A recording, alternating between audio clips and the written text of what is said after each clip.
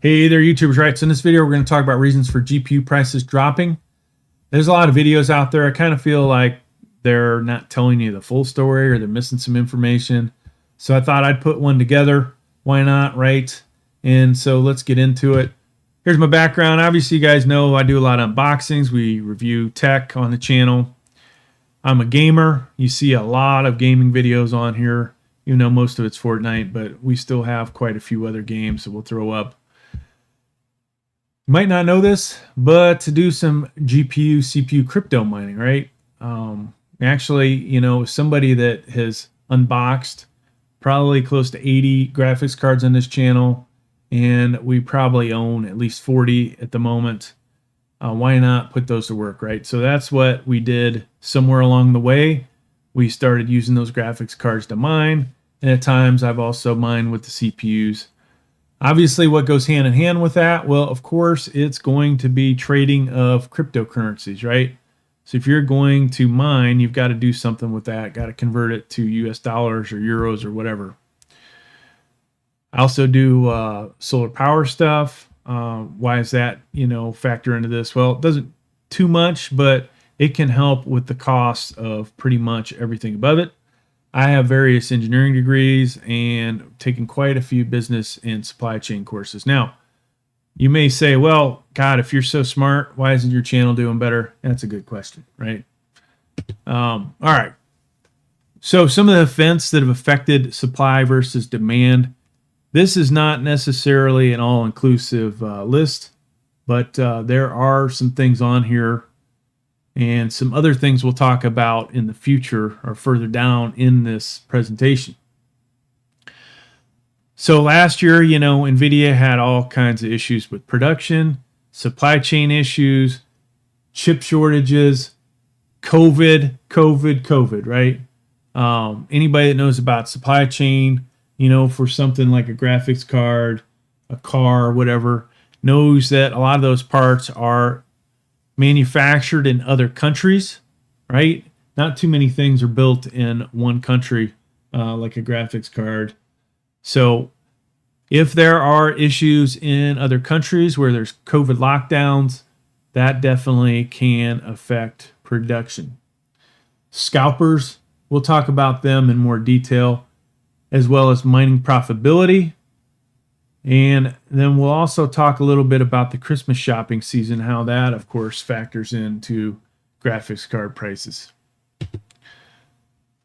So, probably the biggest thing that has, in my opinion, destroyed the value of graphics cards was when both Bitcoin and Ethereum dropped. Now, those of you that don't know about crypto mining, whether it be through a GPU or CPU, you may be mining for Ethereum and get paid in Bitcoin, or mining for something else and get paid in another type of crypto. But really, these are the backbone of this whole crypto market. If they both tank, which if you look at this chart, these kind of go hand in hand. So they don't match up perfectly, but you see where the biggest peaks are and the biggest lows. They are pretty much, hand in hand there. So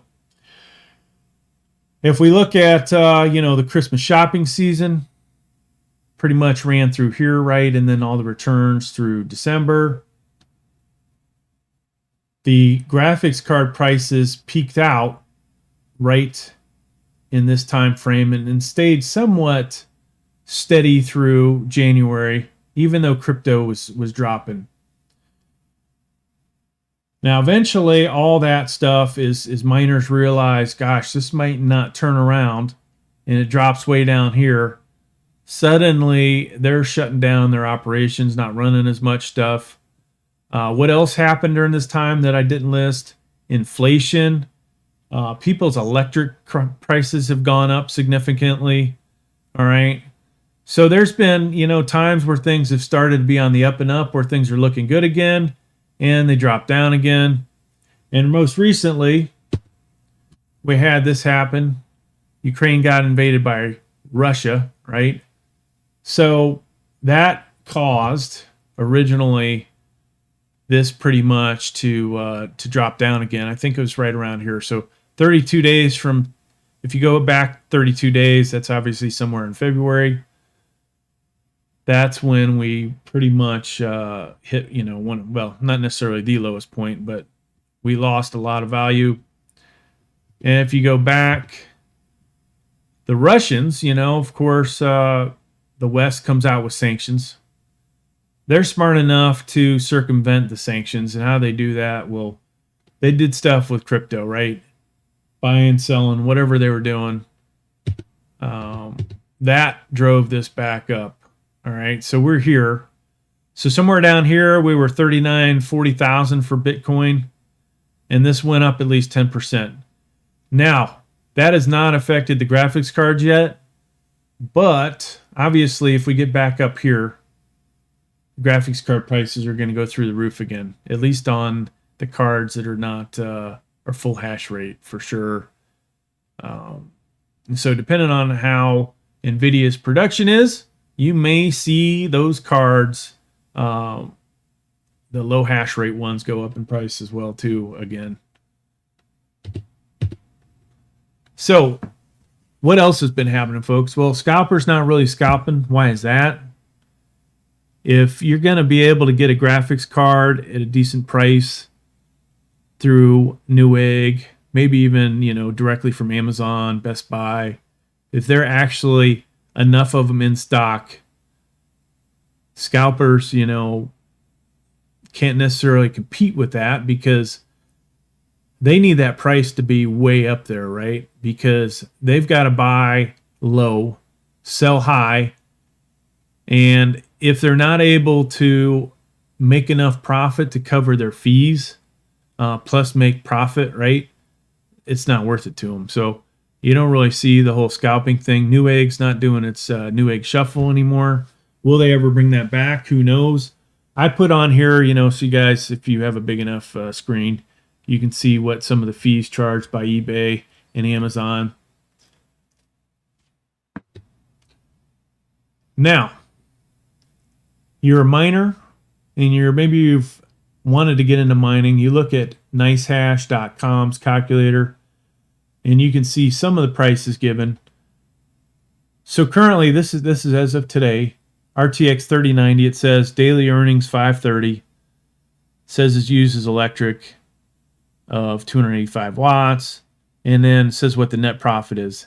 That doesn't, factor into all the other aspects of whether you have, this in a single computer with it all decked out with all kinds of other components that increases that electric cost in there. Maybe you have a lot of fans. Maybe you have all these other devices to help push out the heat. Whatever it may be, it's probably not really making 462 a day, right? There was other equipment that factored into all this stuff. Now, return on investment for miners. When they buy a graphics card, they want to look at how many days to break even. And you have all kinds of costs. You got the equipment cost, GPU, CPU, motherboards, power supply. What else, folks? Solid state drive, maybe, RAM. All that adds up to something, right? And electric's been going up. There's transaction fees. Everybody wants a piece of the money that you make. And then, of course, taxes, right? At the end of the year, you got to pay taxes. So you've got to comfortably be making some decent money off mining to make it worth it. So this guy, this is not really your net profit, okay? Sorry, Nice Ash. Not really that accurate. You're lucky, on this 3090, if you factor in your graphics card and all the other crap and whatever extra power you're using, your fees, blah, blah, blah. Who knows what the realistic number is. Now, go back to October to December when this got up to $8, $9 a day. This was actually doing pretty good, right?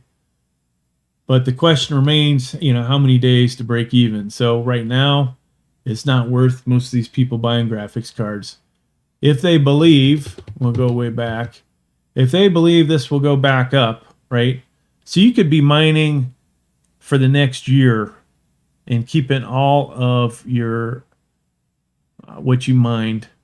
If it shoots up right here to this, you know, almost not necessarily doubling, but almost doubling, suddenly all that time you mined, you forget that you were barely making anything, right? A lot of people believe that. If Bitcoin ever gets to 100,000 or it ever gets to 200,000, everybody that kept mining, you know, they were smart, right? And the ones that got out were not so smart. So is it time to buy a graphics card?